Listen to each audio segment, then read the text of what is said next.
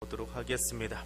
여호수아 1장에서는 탁월한 지도자 이후에 가나안 정복에 나선 그 어떤 중대함 그리고 또 그 막중함 때문에 부담감을 가지고 있던 여호수아의 이야기, 그것이 불안이고 갈등이었지요.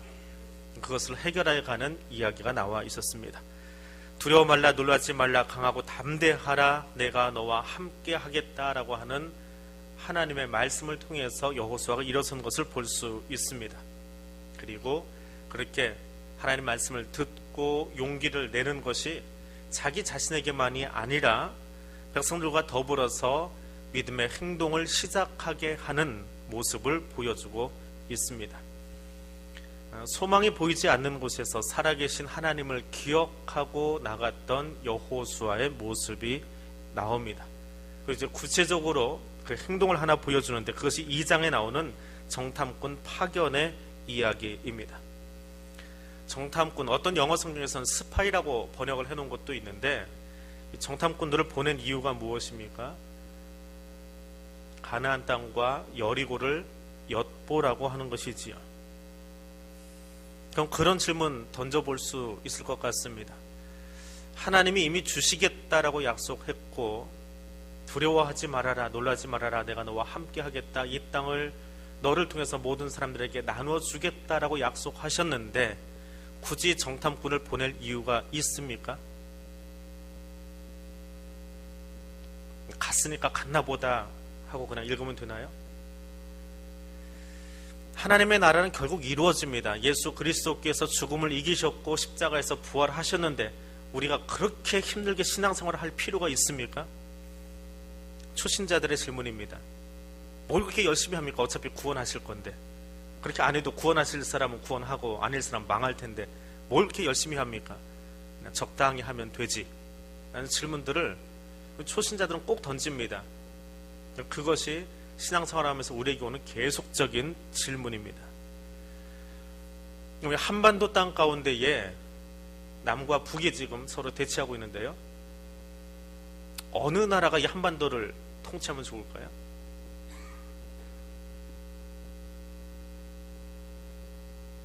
대답들 안 하시네요. 하나님의 나라가 어떤 것이냐? 하나님이 통치하신 나라가 이 한반도 위에 분명히 임해야 됩니다. 그러려면 우리가 해야 될 일이 무엇입니까?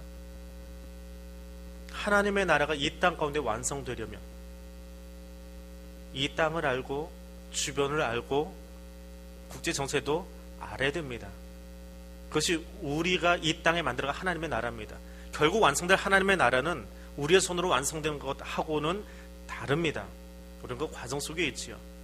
근데 그것을 알려면 이 땅에 교회를 방해하는 세력들에 대해서, 또 교회를, 말씀을 싫어하는, 예수 그리스도와 십자가를 싫어하는 사람들, 대적하는 존재에 대해서도 분명히 알아야 됩니다.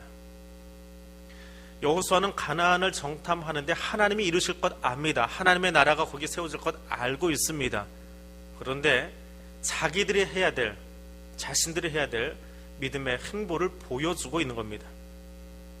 만약에 이 여호수아의 행보가 잘못되었다면 다윗이 인구개수했을 때 하나님이 다윗을 야단치신 것처럼 야단치셔야 했습니다.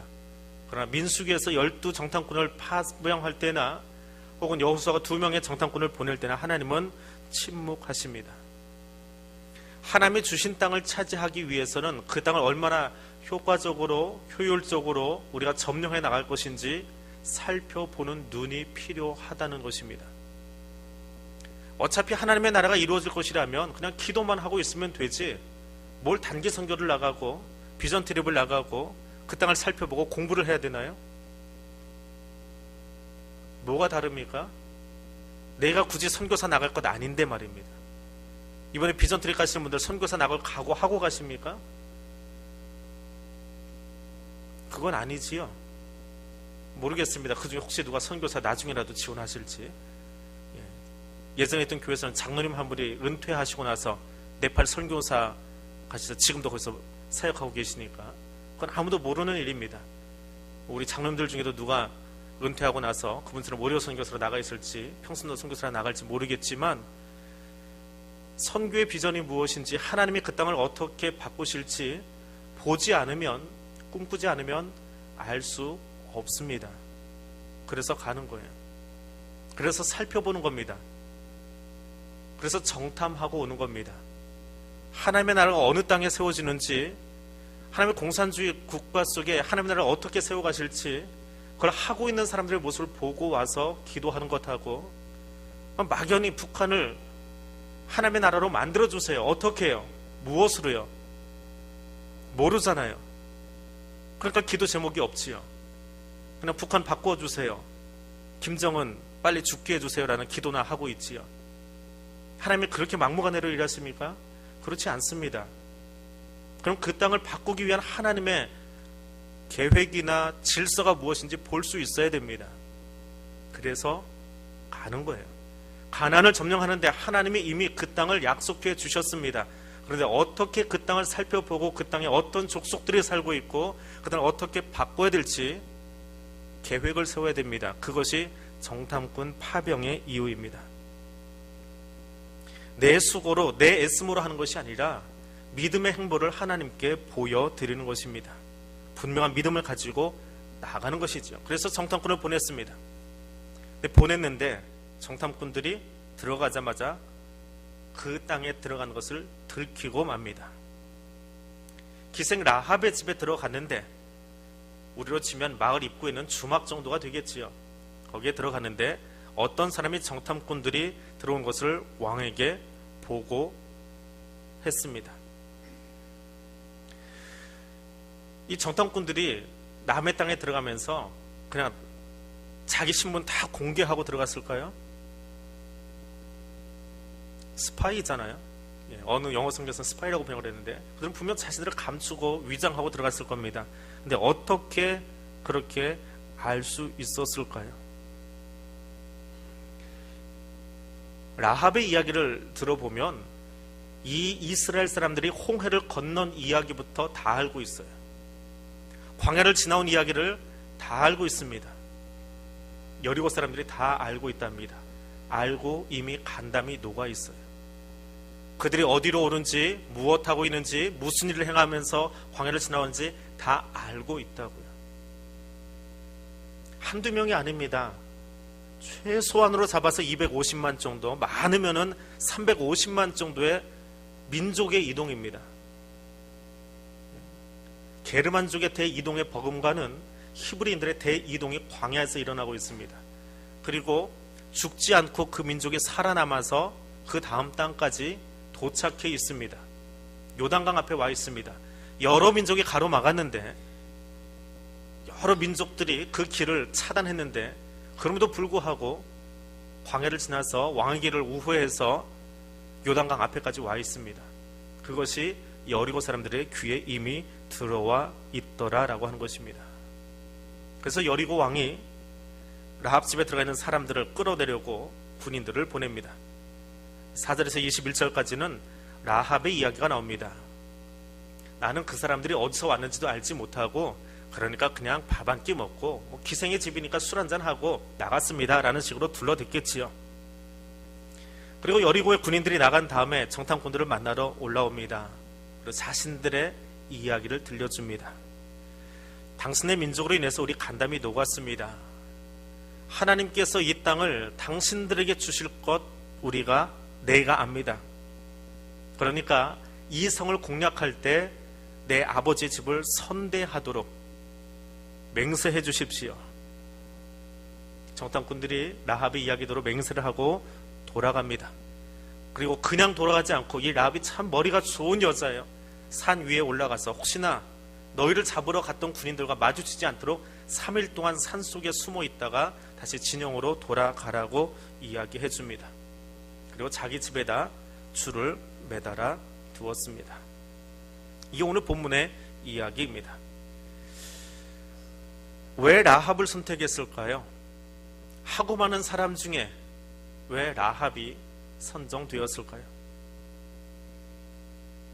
여성이고 이방인이고 사회적으로는 밑바닥 인생을 살고 있었던 사람입니다. 물론 우리가 잘 아는 것처럼 예수님의 족보에도 올라가 있는 사람입니다. 하나님의 계획을 생각한다면 하나님의 그 정탐꾼들을 여리고에 들여보내신 후에 들키지 않도록 보호해주지 못했을까요? 왜 들어가자마자 들키게 하십니까? 하나님 참 얄궂지 않아요? 선교사들을 중국에 참 많이 보냈습니다. 중국에 많은 선교사들이 있습니다. 근데 하나님 그들을 좀 안 들키게 해주시고 잘 좀 보호해 주시면 좋을 텐데 왜 선교사 신분을 이렇게 다 드러나도록 내버려 두십니까? 조심성 없는 한국 교회 때문에 그런가요? 한국 교회 주보에 하도 선교사들 이름을 다 써놓으니까 한국에서 한 300명 이상 되는 교회 주보는 중국 공안이 다 가지고 있답니다. 요즘 인터넷에다 공개를 하잖아요. 거기에 실명 공개까지 하는 맹한 교회들도 간혹 있습니다. 이번 주에 아무개 선교사님 와서 중국 선교사인데 선교 보고합니다. 왜 거기다 이렇게 써놓는지 몰라요? 자신 있게 거기 있는 사람 잡아가라고 하는 소리인지. 어느 정도 알고 있답니다. 그들이 어느 지역에서 누구랑 사역을 하고 있고 얼마나 교회 후원을 받고 있어서 선교사 주머니가 두둑한지 알고 있답니다. 마치 여리고에 들어간 두 정탐꾼처럼 말입니다. 공산주의 국가에 들어가 있는 선교사들의 명단이 어느 정도는 다 드러나 있습니다. 근데 하나님 감춰주실 수 있잖아요. 못하실 분인가요? 당연히 하실 수 있습니다. 당연히 가능합니다. 하나님은 왜 그런 상황 가운데 라합을 쓰셨습니까? 사도 바울의 편지를 보니까 이렇게 설명합니다. 하나님께서 세상의 미련한 것들을 택하사 지혜 있는 자들을 부끄럽게 하시려고 세상의 약한 것들을 택하셔서 강한 것들을 부끄럽게 하시고 천한 것과 멸시받는 것과 없는 것들을 택하셔서 있는 자들을 패하려 하시나니 누구도 하나님 앞에서 자랑하지 못하게 하려 하십니다. 왜 라합을 쓰셨다고요? 가장 약하고 가장 비천하고 가장 멸시받는 그들을 선택해서 하나님이 일하셨음을 보여주려고 하신 일입니다. 하나님이 라합을 선택하신 이야기를 듣는다면 내가 약하다는 것 부끄러워하지 마십시오. 내가 지혜 없다는 것 부끄러워하지 마십시오. 하나님이 사용하시기에 딱 좋은 사람인 것을 기억하십시오. 하나님 똑똑하고 머리 좋은 사람도 물론 사용하십니다. 사용 안 하신다는 건 아니에요. 머리 좋은 사람은 머리 좋은 대로 또 쓰십니다. 우리 신학대학에 가서 보면 정말 공부 잘하시는 분들이 있어요. 학문에 뜻을 두신 분들이 있어요. 교수진 중에는 정말 공부를 취미로 하시는 분들이 있습니다. 엉덩이 불나게 하시는 분들이 아니고 취미로 하시는 분들이 있어요. 그런 사람도 사용하시는데 또 약한 사람들, 힘없는 사람들, 그런 사람들을 들여다 쓰시는 하나님의 손도 바라봅니다. 하나님이 좋아하는 사람은 믿음의 사람이에요. 근데 그 믿음의 사람을 들여다보면 허물투성입니다. 라합 거짓말까지 합니다. 여리고의 군인들에게 거짓말했잖아요. 거짓말을 장려하시는 하나님이신가요? 의를 위해서는 거짓말해도 된다고 이야기하시는 하나님이신가요? 왜 거짓말은 덮어졌습니까? 라합의 믿음의 모습이, 믿음의 무게가 양쪽으로 저울질해놓고 보면 비교할 수 없을 만큼 믿음의 무게가 무겁더라라고 설명하시는 분이 있습니다. 그거 말고는 답을 낼 수가 없어요. 하나님이 라합의 믿음을 보신 거예요. 지난 40년 동안 광야를 지나오면서 이스라엘 백성들이 한 일을 여리고 사람들이 다 들었습니다. 여리고 사람만이 아니라 그 땅에 있던 에돔 족속도, 암몬 족속도, 모압 족속도, 가나안의 6부족도 다 들었습니다. 그러나 그들은 한결같이 이스라엘을 대적하고 회방 놓는 일에만 열심을 냈습니다. 근데 라합은 이방 여인이면서 자기 직업은 천한 직업인지 모르지만 거기 그렇게 오고 있는 이스라엘의 하나님에 대해서 두려움을 갖고 하나님이 그들에게 땅 주실 것을 믿었습니다. 누구보다 나은 거예요? 모세 때 파견된 10명의 정탐꾼보다 훨씬 더 나은 사람이에요. 이방인이면서 소문으로 듣는 하나님만 가지고도 그 하나님을 두려워할 줄 알았던 그 사람의 믿음이 다른 모든 것들을 덮었더라라고 하는 것입니다. 몸을 사리고 계산하는 믿음이 아니라 절대적으로 하나님만 신뢰하고 있었던 그 모습을 하나님이 기억하신 겁니다. 에스더가 왕 앞에 들어갈 때에 뭐라고 외치고 들어갑니까? 죽으면 죽으리라. 이 민족을 위해서 죽으면 죽으리라.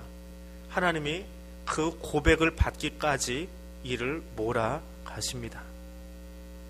이 때를 위해서 너를 세워놓으신 줄 누가 알겠느냐? 모르드게가 에스더에게 이야기하지요. 눈앞의 이익이 아니라, 내 자리가 아니라 하나님이 왜 지금 너를 여기 세워놓으셨는지 기억하라는 겁니다. 여러분, 그 자리에 왜 앉아 계십니까? 불평하고 불만족스럽고 투덜거리기 위해서 앉아 있습니까?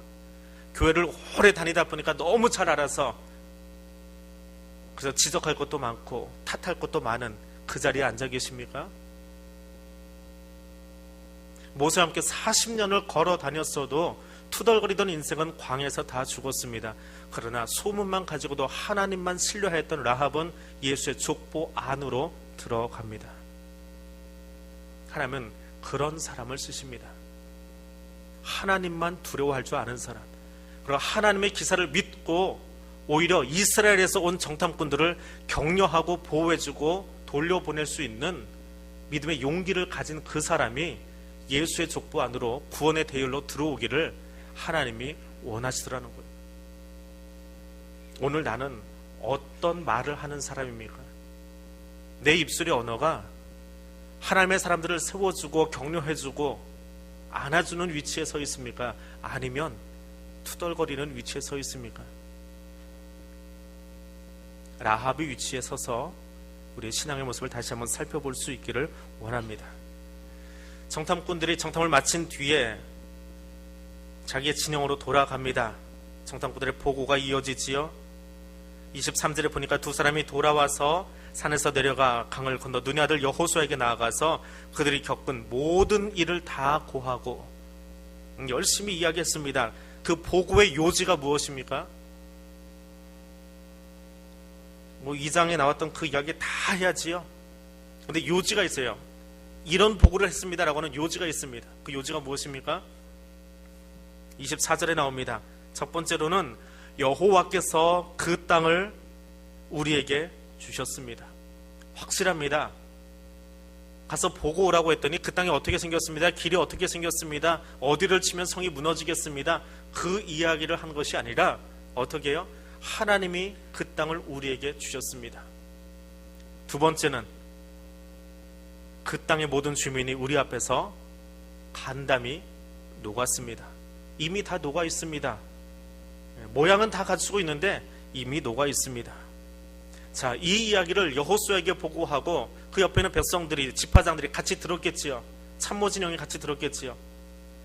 어떤 마음이 들까요? 사기가 올라가고, 야, 하나님이 하시는구나. 전쟁 다 끝났다. 전쟁은 이미 다 끝났다라는 마음이 들지 않겠습니까? 여호수아에게는 모세 옆에 아론과 훌이 있었던 것처럼 여호수아에게는 어떤 일이 일어났을까요? 영웅담을 이야기하는 것이 아니라 하나님의 일하심을 자신에게 다시 알려준 사람. 1장에서는 여호수아의 두려움을 누가 해결해 주었습니까? 하나님이 직접 해결해 주셨지요. 두려워하지 말라, 놀라지 말라, 내가 너와 함께 함이니라.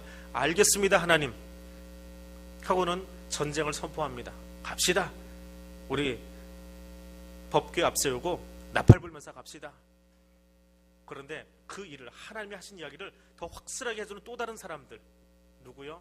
이 두 명의 정탐꾼들. 그들은 아론과 훌처럼 여호수아의 조력자들입니다. 여호수아에게 힘을 실어준 사람들이에요. 내가 믿고 있는 이것이 진짜 하나님이 주신 그 믿음이구나. 하나님이 나를 여기 같이 하도록 이 사람들을 세워주셨구나. 모세에게 아론과 훌은 드러나 있었는데요, 여호수아에게 아론과 훌은 드러나지 않았습니다. 그런데 분명히 여호수아도 조력자들을 데리고 있었습니다. 무명의 조력자 두 명이 그 옆에 서 있었어요. 교회는 이 조력자들과 함께 가는 겁니다. 교회는 이 동역자들과 함께 가는 거예요. 불평하고 불만족스럽고 뭐 굳이 이런 일까지 해야 되냐고 투덜거리는 그 사람들과 교회가 움직이지 않습니다. 하나님의 나라는 어느 경우에도 함께 기도하고 함께 그 자리에 엎드려 있는 다수가 아니고 소수의 조력자들을 통해서 교회가 되었건 가정이 되었건 민족이 되었건 하나님의 역사를 이루어 나갑니다. 여러분의 자리를 선택하십시오. 조력자의 위치에 있든지 투덜이의 위치에 머물러 있든지 선택하십시오. 하나님이 누구를 사용하실지 말입니다. 이 이야기를 마치는데 재미있는 이야기가 있습니다. 내일 아침에도 한 번 더 할 건데요. 내일 아침에는 시간이 짧아서 오늘 저녁에 족보 이야기를 조금 더 실어드리겠습니다. 자, 마태복음 1장으로 넘어가겠습니다. 마태복음 1장입니다. 신약성경 제일 앞에 책이지요. 마태복음 1장 4절에서 6절까지 이야기입니다. 같이 읽어볼까요?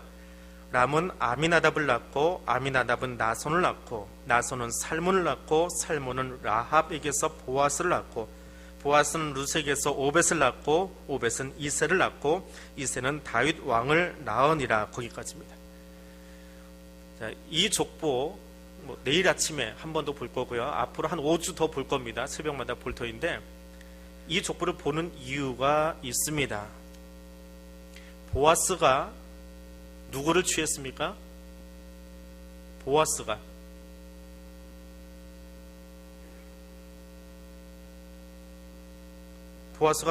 룻을 통해서 오벳을 낳지요. 그래, 룻이 누군가요? 나오미의 며느리였지요. 어느 나라 사람인지 혹시 아십니까? 모압 사람. 성경 공부 잘하셨네요. 자, 보아스는 자기 집 앞에 농경지가 넓어서 다른 사람들이 와서 거기 이삭을 주워갈 만큼 부자예요. 그렇죠? 꽤 있는 집안의 사람입니다. 꽤 있는 집안의 청년이에요. 그러면 동네 여자들이, 동네 아저씨뻘 되는 사람들이 눈독 들이지 않을까요? 여자들이 줄 서지 않을까요? 나 저 사람과 혼인하고 싶다, 저 사람과 우리 사돈 맺고 싶다, 많은 사람들이 줄 서지 않을까요? 근데 어떻게 이방 여인 룻을 골랐을까요? 재미있는 이야기가 여호수아서부터 연결되어지더라라고 하는 겁니다. 자, 이 다윗의 족보라고 그랬지요. 아브라함과 다윗의 자손 예수 그리스도의 세계라. 이것이 마태복음 1장의 이야기입니다. 그 다윗의 가계도를 잠깐 보겠습니다. 잘 보이시는지 모르겠는데 앞에 불을 끄셔도 그냥 뭐 비슷할 거예요. 제일 위쪽에, 왼쪽 제일 위쪽에 네모난 게 하나 보이시지요? 그게 누구냐면 유다예요. 야곱의 12아들 가운데 한 명, 네 번째 아들입니다. 유다입니다. 그 유다에게서 7대 손으로 내려오면 누구냐면 아미나답, 성경에는 암미나답이라고 나오는 사람이 있습니다.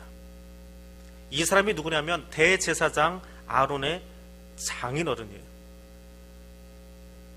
잘 안 보이실 텐데요, 두 번째 네모거든요. 위에서부터, 왼쪽에는 위에서부터 두 번째 네모가 아미나답이에요. 그 부인이 동그라미입니다. 그 사람이 이제 가족이 되는 거예요. 그리고 그 밑에 나손이라고 있습니다. 나손이라고 있는데, 이 나손은 출애굽할 때 유다 지파의 지도자예요. 대충 그냥 밑으로 내려오는 것만 보십시오. 출애굽할 때 유다 지파의 지도자였습니다. 그리고 성막을 완성한 뒤에 유다 지파를 대표해서 제일 첫 번째로 성전 헌당 예배 드리는 다음에 제일 먼저 예물을 들고 쫓아왔던 사람이 저 사람이에요. 저 나손이라고 하는 사람입니다. 근데 이 아미나답이 사람을 둘을 낳습니다. 아이를, 그러니까 여러 명인데 그 중에 대표가 이 나손이고 하나는 엘리세바라고 하는 여자인데요. 그 사람이 누구하고 혼인을 맺냐 하면 오른쪽에 또 큰 무리의 동그라미 네모가 잔뜩 있지요. 이게 누구네 집안이냐 하면 아론의 집안이에요. 아론과 모세의 집안이에요. 거기하고, 그러니까 사실은 근친 결혼인데 이 당시에, 지금의 사상으로 따지지 마시고요, 그 당시에는 근친 결혼을 장려를 했습니다. 이방 결혼을 막아버리고요, 같은 민족 안에서의 결혼을 장려를 했어요. 그래서 레위로부터 내려온 레위, 그 다음에 고라, 그리고 그 옆에 빨간색이 써져 있는 사람이 아므람인데, 이 사람의 아들이 아론이에요. 그 아론하고 이 아미나답의 딸하고 결혼을 해서 그 밑에 뭐 제사장 뻘들이 나와요. 그게 옆에 이제 쭉 하니 여러 명 그려져 있는 그 학렬의 사람들입니다. 그러니까 멀리 떨어져 있는 사람들이 아니에요. 아주 가까이 있는 사람들이에요. 자, 그리고 그 다음에 누구냐 하면, 자, 나손, 자, 왼쪽에 있는 화살표부터 해가지고요, 하나, 둘, 셋, 네 번째 사람이 누구냐면 살몬이에요. 자, 여기서부터 이제 여리고에 등장하는 사람입니다. 이 살몬의 부인이 누구냐? 아까 보셨지요? 라합이에요. 그럼 살몬이 대체 누구냐? 사람들이 다 궁금해요. 재미있는 건 살몬에 대해서 성경에 별로 이야기가 없습니다. 아미나답도 이야기가 있고 나손도 이야기가 있고 밑으로 내려와 보아스도 얘기가 있는데, 사이에 껴있는 살몬은 누군지 얘기가 안 나와요. 근데 유대인들의 전승 속에, 성경이 아니고 유대인들이 오래전부터 성경을 들어왔잖아요. 자기들의 역사니까 계속 들어온 거예요. 우리 삼국 사기가 있고 삼국 유사가 있는 것처럼 정사로 치는 역사가 있고, 이게 성경이에요. 야사로 치는 역사가 또 하나 있습니다. 그들의 전승 속에 들어온 책 속에 이 살몬이 대체 누구냐? 아까 앞에서 했던 이야기 있죠. 여호수아의 2명의 조력자, 정탐꾼, 그 중에 한 명이 누굴까요? 살몬이에요. 짐작으로 이렇게 때려 맞추면 돼요. 유대인들이 2가지 설을 가지고 있습니다. 하나는 라합이 여호수아와 결혼했을 것이다. 근데 그렇게 해서는 예수의 족보가 만들어지질 않지요. 그러면 또 하나의 설은 뭐냐? 거기 정탐으로 들어갔던 2 사람 중에 하나가 살몬인데, 그 살몬이 나중에 여리고를 점령한 다음에 내가 책임지겠다, 이 여자는. 어차피 우리 민족 안으로 들어와야 되잖아요. 우리에게 정보도 제공해 주었고 우리 민족에 사기도 올려주었고, 그 이야기를 듣고 여호수아에게 갔더니 여호수아가 백성들에게 이야기하면서 백성들이 신이 나서 들어갔잖아요. 그러니까 믿음을 가지고 사실은 그 성을 돌 수 있었던 거예요. 그냥 막무가내로 돈 게 아닙니다. 라합의 도움이 참 컸어요. 근데 이제는 그 성에 들어가서 라합이 사는데 옆에 어느 지파에 속해 있어야 돼요? 이스라엘 12지파 공동체인데 누가 책임져 줘야 돼요? 내가 책임져야지요. 내가. 유다 지파로 들어와 한다고 그러면 어느 남자가 결혼합니까? 이 여자가 누군지 어떻게 알고? 근데 이 사람을 잘 아는 사람, 이 사람과 함께 거기 있었던 그 사람, 살몬이 라합을 데리고 사는 거예요. 여리고의 기생을 살몬이 책임진 거예요. 정탐꾼으로 들어갔던 그 사람이 그 여리고를 끌어안은 거예요. 그렇게 결혼합니다. 그리고 태어난 사람이 누구냐 하면 보아스예요. 자, 보아스는 어려서부터 보았습니다. 보아스가 어려서부터 봤어요. 재밌지요? 근데 어려서부터 뭘 봤어요? 자기 엄마가 어느 민족 사람이요? 가나안 사람. 출신은 아빠가 얘기해줬는지 모르겠지만 뭐 하던 사람? 뭐 그래요. 아빠가 얘기해줬으면 알고 안 해줬으면 모르고. 아무튼 우리 민족 사람이 아니에요. 우리 민족 사람이 아닌데 우리 아버지가 책임지고 그 여자를 데려다가, 우리 어머니를 데려다가 같이 살고 거기서 내가 태어났어요. 그럼 나는 혼혈하지요. 혼혈아예요. 혼혈아인 보아스가 그 땅에서 얼마나 열심히 살았을까요? 더 열심히 살았겠지요. 더 힘들게. 그래서 유다의 중앙부가 아니고 유다의 변방에 있는 베들레헴에 살았어요. 유다 지파 땅덩어리 가운데에 약간은 변두리에 속하는 베들레헴에서 열심히 일하면서 거기서 부자가 돼 있었어요. 근데 거기에 누가 들어오냐 하면 상처하고 아들 다 잃어버린 나오미가 이방 여인을 하나 데리고 들어와요. 근데 어디 여자예요? 모압 여자예요. 모압 사람은 어떤 사람들입니까? 옛날에 출애굽할 때에 그 땅 가로막아가지고 떡도 안 주고 물도 안 주고 이 고약한 놈들 앞으로 10대 동안 절대로 예루살렘 총회에 들어오지 말아라. 하나님이 그렇게 명령해 버리셨어요. 나쁜 놈들 쳐버렸어요. 그런데 그 모압 여인 룻이 들어온 거예요. 뭐 때문에? 누구 때문에? 시어머님 때문에. 근데 들어오니 사람들이 받아주질 않아요. 그러면 그 사람은 어떻게 해요? 이삭 죽는 일로 연명할 수밖에 없어요. 누군가 책임져야 되잖아요. 보아스가 누구 보고 배웠습니까? 아버지 하는 대로 보고 배운 거예요. 아버지가 라합을 책임진 것처럼, 그래, 그러면 나도 이 사람 책임져야 되겠다. 나도 룻을 책임져야 되겠다. 모압 여인인데 내가 책임져 놓으면, 그래, 10대 동안 총회는 못 들어간지 모르지만 10대가 지난 뒤에는 하나님이 해주시겠지. 아마 그 마음이 있었을 것 같아요. 성경에 써있는 얘기는 아니지만 족보를 보니까 그게 나와요. 그리고 보아스 밑에 오벳, 오벳 밑에 이세, 이세 밑에 다윗. 하나님의 족보는, 하나님이 써놓으신 예수 그리스도의 족보는 그렇게 만들어져 갔어요. 내일 아침에 이 대목을 한 번 더 설명을 해드리겠습니다. 사람들이 바라보는 것이 아니라 하나님의 마음을 가지고 품기 원했던 사람들, 하나님의 마음을 가지고 여호수아의 조력자가 되어지고, 그리고 그 여리고를 품고 여리고의 천하고 여자고 힘없던 그 사람을 이스라엘 지파 안으로 끌어당길 줄 알았던 한 사람의 고백.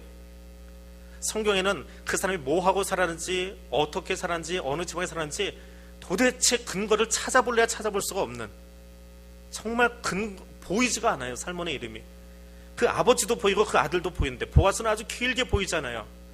근데 보이지 않는 그 한 사람, 무명의 정탐꾼이었던 그 사람, 야사를 보아야 겨우 등장할 수 있었던 그 사람, 그런데 철저하게 조력자로 서 있었고 철저하게 믿음의 고백을 그 백성들에게 외치기를 원했고, 다른 외침이 아니라 하나님이 하셨습니다, 하나님이 주십니다라고 여호수아를 격려해주고 지도자들을 같이 세워줄 수 있는 그 자리에 있다가 조용히 역사 무대에서 사라져버렸던 그 사람. 근데 하나님이 그를 구원의 족보 안에 당당하게 써놓으셨다는 거예요. 그리고 그의 믿음의 고백이 그 아들에게로 이어져서 모압을 품을 수 있게 되었어요. 그리고 그 용납함과 사랑함의 이야기가 어디까지 이어집니까? 예수 그리스도에게 이어지는 거예요. 그게 성경이에요. 나하고 좀 맞지 않고, 나하고 생각이 좀 다르고, 나하고 좀 성격이 뭐가 불편해서 핀트가 안 맞아서 팅팅거리고 1년을 못 살고 그냥 이혼해버리고 갈라서버리고 마음에 안 드니까 그 모임에 안 나가고 뱀댕이 소갈딱지처럼 굴지 마시고요. 어떻게 해요? 하나님이 막으셨어도 내가 품으면 하나님이 혹 허락하실지도 몰라요. 나 그렇게 살겠습니다. 하나님이 그 가문을 쓰시는 거예요. 유다에 많은 아들들이 있지만 저 한 라인을 하나님이 계속해서 예수까지 끌고 나가시는 거예요. 오늘 그 자리에 여러분이 함께 설 수 있기를 원합니다. 하나님은 연약한 사람들을 들어서 사용하십니다. 하나님은 믿음의 고백만이 아니라 그것을 삶으로 보여준 사람들을 사용하십니다. 하나님은 세계 열방이 하나님께로 나오기를 원하시고 그 일에 헌신한 한 가족, 한 사람을 들어서 그 일을 완성해 가십니다. 하나님은 헌신된 집안뿐만이 아니라 사랑과 용서를 가슴에 담고 그것을 되물려 줄 수 있는, 계속해서 그 다음 세대에게로 이어들 수 있는 그 용서의 가문을 사용하시고 거기에 주님의 역사를 이루어 가십니다. 하나님은 오늘 그렇게 돕는 자들을 귀하게 여기십니다. 오늘 여호수아에서 이야기를 보면서 내가 그 사람 되겠습니다라고 한 번 더 결단할 수 있는 여러분 될 수 있기를 원합니다. 우리 남성구역 특송